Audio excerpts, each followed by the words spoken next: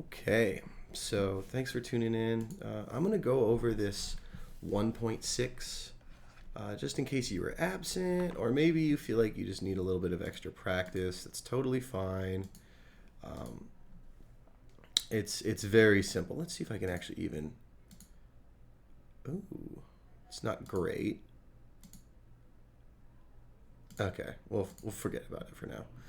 So let's go over some of these problems, and I'm going to talk a little bit about what we might call the multiplication rule and when it's useful to apply it versus what the book wants us to do, which is sometimes what we might call suboptimal. Okay, so let's talk about this. The fundamental counting principle allows us to state that if we're considering what we might call a compound event, such as this, where we're spinning a spinner, right, numbered 1 through 8, and then tossing a coin, what the fundamental counting principle allows us to do is to say, well, there are 8 outcomes for the spinner, and there are 2 outcomes for the coin, right? And all we have to do is 8 times 2, which obviously gives us 16. And that's literally our answer, right? Which is pretty nice. Not too bad, yeah? Maybe you're wondering, well, what are some of these outcomes? Like, what do you mean by there's 16 of them? Let me give you some examples. So maybe we spin the spinner, we land on 1, and then we flip heads. Maybe we land on 2, and then we flip heads, right? And so on. We spin the spinner, we get 8, right? And then we land on heads. And then maybe we can spin the spinner, we land on 1, and then get tails, 2, and then tails, and so on until we hit 8 and we land on tails, right? So these are examples of what the fundamental counting principle allows us to do. All we need to do is multiply. All right? When in doubt, just start multiplying, to be totally honest with you. Right? Multiply your outcomes. Right? Ooh, pretty. Okay? That's all we need to do, okay? So let me get rid of this because my the software I'm normally using is being very frustratingly laggy, and so I have to do all this in Word until I find something else or update to Windows 11, which I'm not excited for. So let's keep moving. Suppose you are calculating the number of outcomes for flipping a coin 8 times. So let's perform the calculation first, showing all of our work. So remember, when we're flipping a coin, there's only 2 outcomes, heads or tails. Okay? Each time we flip the coin, we have 2 outcomes. What the fundamental counting principle, again, allows us to do is to simply multiply. So that's for the first flip, the second flip, third, fourth, fifth, sixth, seventh, and eighth, right? I have 2 outcomes for the first, 2 outcomes for the second, and so on. And essentially, if you're really good with your exponents, you might recognize this as being 2 to the 8th power, which I believe is 256. Let's double check. 2 doubled is 4, 8, 16, 32, 64, 128, 256. Yes. So that's actually our answer. Pretty simple. There are 256 outcomes. What might one of these outcomes be? Well, maybe I get heads, then I get tails, and then I get heads, tails, tails, right? That's an example of one of these outcomes, right? Not super relevant, but just in case you're wondering, what is that? What do you mean by 256? That's what we mean. Okay? And a short sentence is, well, we apply the fundamental counting principle to state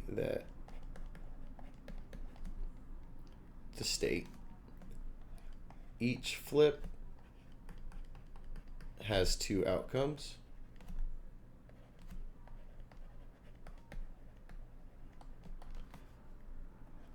and we multiply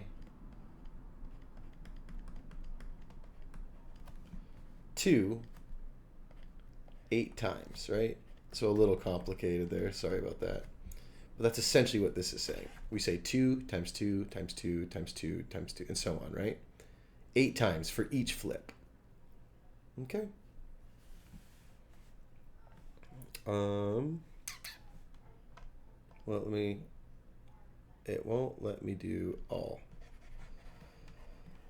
Okay. Let's get rid of that. So again, normally I have a much better system for better software for this, but like I said, I think they're wanting me to upgrade to Windows 11. Okay, let's keep moving. So number 3 covers one of the most common mistakes that happen when we're talking about the fundamental counting principle. So when tossing 2 coins, right? So again, think about it this way. Each coin, there's 2 flips for, there's 2 outcomes for the first flip, there's 2 outcomes for the second flip, and then a spinner, 1 through 6. There's 6 outcomes for that. She got 10, and so what she did was she added these together, right? Which is obviously incorrect, right? That is not good.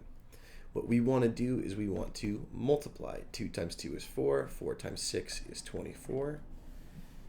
And so 24. She added instead of multiplying. Okay? So that one's pretty simple.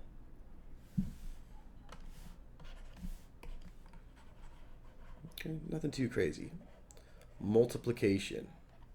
Adding is not quite what we're doing yet. We'll get there. There's some situations, specifically once we start talking about or, once you start seeing the word or later on, not today necessarily, even though it is true, but you'll start adding when you see or, but and almost usually, it typically means multiplication.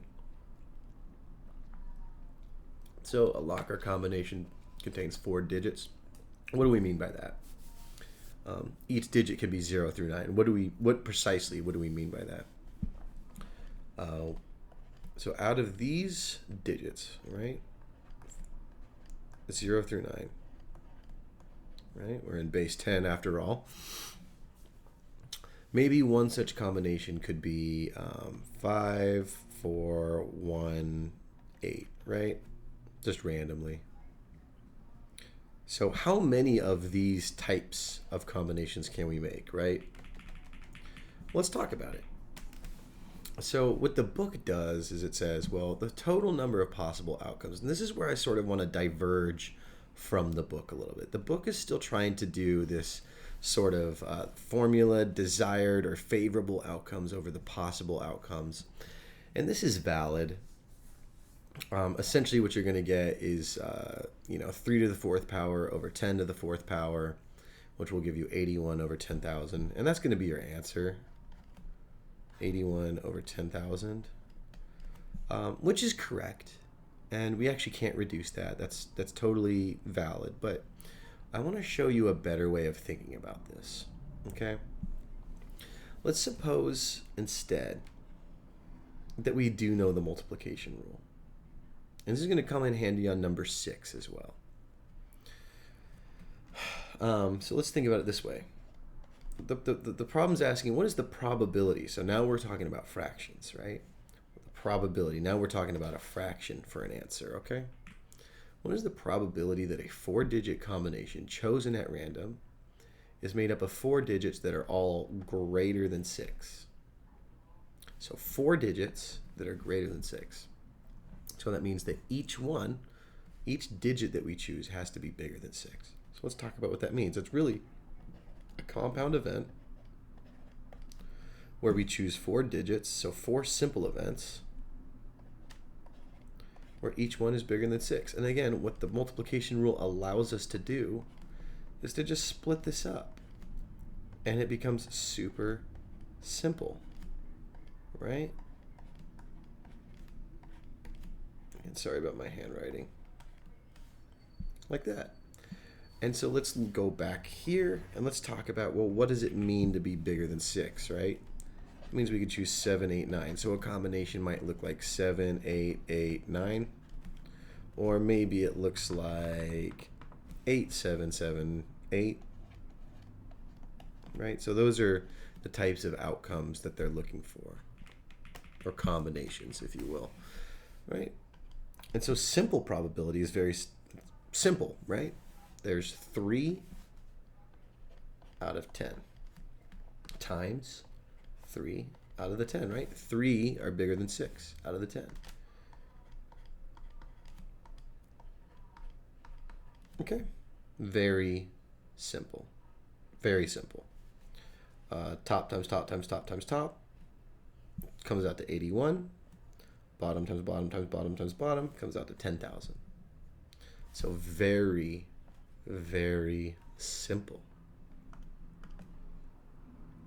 Man, you know, computers are great, except for when they're not. You know what I mean?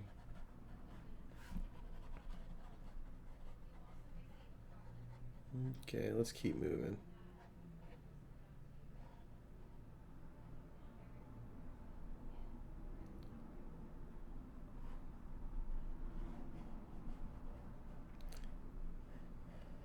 And I'm going to skip number 5.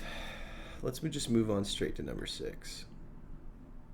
Okay, let's move straight to number 6. And in fact, let me give myself some more room here. I changed some stuff. It messed up the formatting a little bit, I think. Whatever. There we go. That works. Okay. Let's talk about number 6.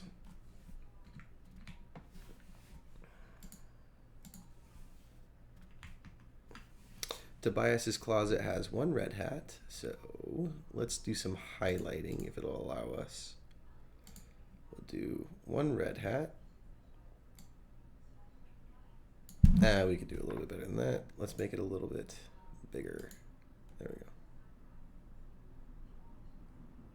1 red hat, 1 black hat. He has 1 white shirt, 1 black shirt, and 1 black and white striped shirt. And we'll do pink. 1 pair of black pants and 1 pair of blue pants. Okay. So, what is the probability he picks an outfit containing only black or white colors? Again, the book wants you to kind of do this a certain way. And that's fine, it'll work, but I prefer using the multiplication rule. I think it's a much more, how do you say, it's a much better, more consistent way of viewing compound probability. So the probability for hats, we choose either black or white, right? The probability for shirts that we choose either black or white, or both, obviously. Right? We'll get to that in a second. And same idea. For pants, we choose either black or white. And so, again, we can just move down the list and find each simple probability multiplying as we go.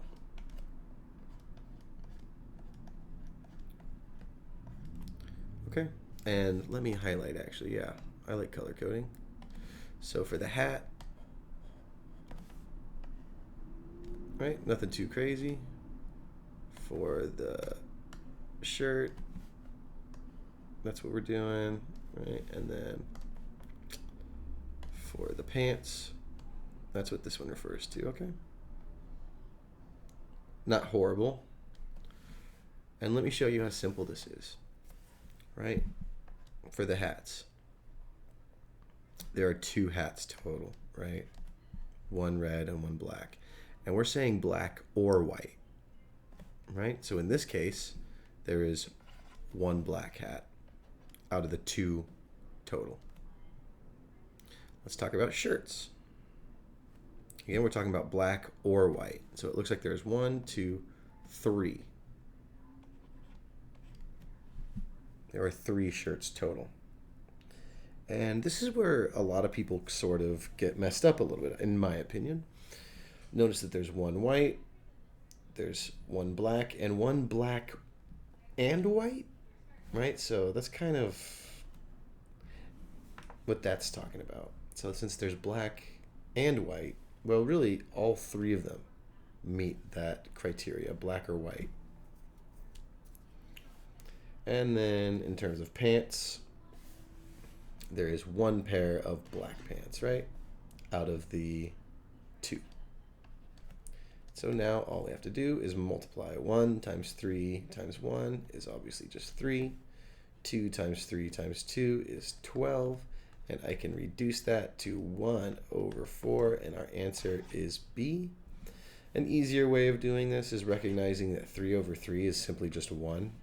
And so really this product just becomes 1/2 times 1/2, essentially. But it doesn't really matter. Either way is totally fine. So you could reduce that 3 over 3 to 1 and then move on. But yeah, just let me know if you have any issues, any questions at all. It's my job. Thanks for watching, and I hope this helps, okay?